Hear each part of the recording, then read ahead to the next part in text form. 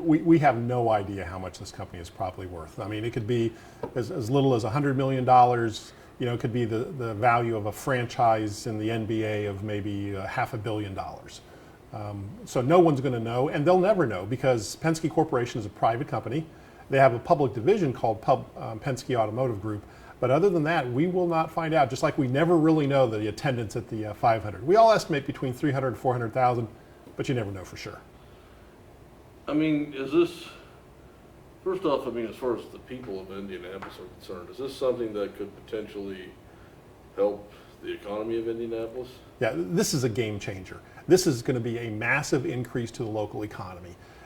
As much as we love the Holman family and the George family, we think they've done a great job for the city over the last 70 plus years. This is a different universe that we're now in because the Penske Group is a massive corporation with tentacles everywhere you could imagine. I mean, Roger Penske's son owns a company called Penske Media Corp, which owns Variety Magazine, Rolling Stone Magazine. They own different venues such as the Detroit Formula One racing. They name, you name it, they're in that business. And they're going to bring a lot of resources to the table. You can expect that Indianapolis is going to see a boom from this. Indianapolis benefits about $300 to $400 million a year in economic activity from the Indy 500. I wouldn't be surprised to see that within 5 years double, just based on the investment they're going to make into the facility and just the overall entertainment industry. I mean, that's very optimistic, and of course that's what we all want to hear. But just speaking really generally, it seems sometimes these big corporate acquisitions, I mean, that's one thing people always talk about, more jobs. And it seems to me, I mean, sometimes it results in more jobs, sometimes it doesn't. What is the key factor about this which makes you believe that it will?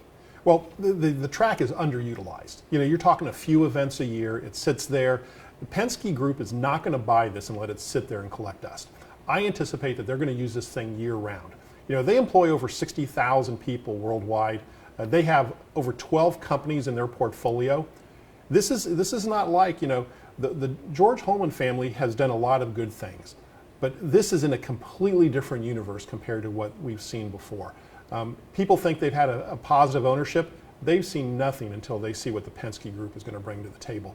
They are a multimedia international corporation with resources, and they want to make this thing big, and I think they're going to do it.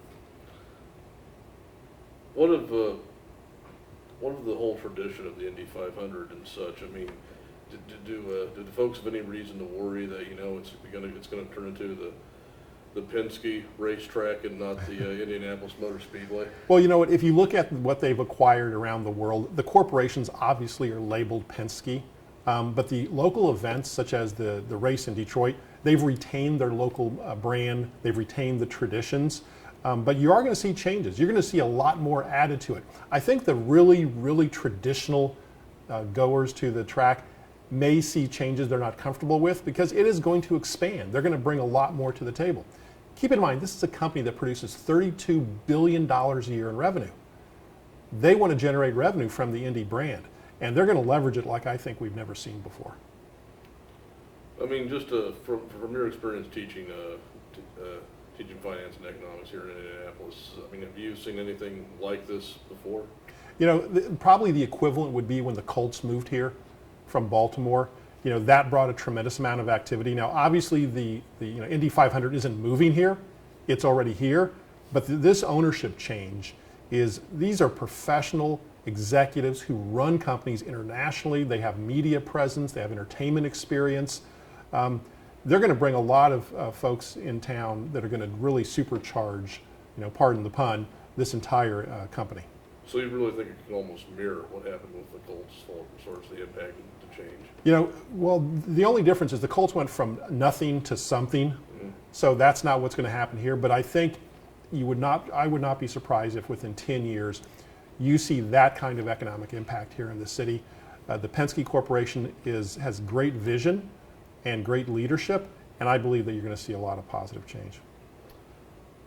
Part of teaching here for you, is there a push to try to keep students here in Indy to help with the economy and take advantage of it? And if so, I mean, how do you persuade them to do that? You know, this, if I can tie it into the whole Penske thing, Yeah. this is what really excites me as a professor and as a person who helps my students get jobs. Right now, in the sports world, you've got the NCAA, you've got the Pacers, the Colts, you've got the Indianapolis Indians, you know, you've got the Indianapolis 11. So those are where the students tend to go for jobs. But the Penske, they're going to bring a whole new genre of jobs here, because they're going to, I think, potentially be as big as the Colts when it comes to the impact they have on the economy and the employment that they do. Right now, we don't see a lot of students going to work for the IMS.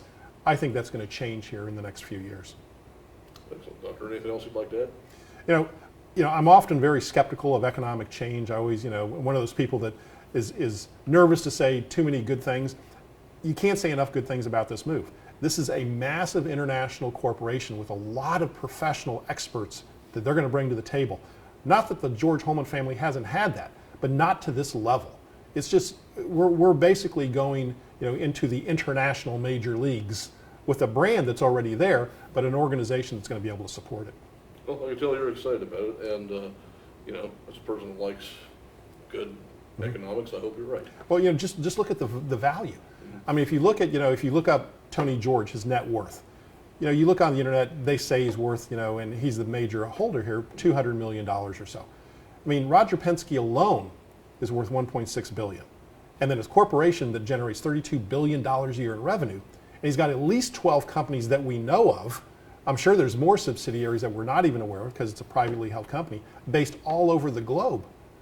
I mean, this is, I mean, the term game changer is not an overstatement. That's what this is.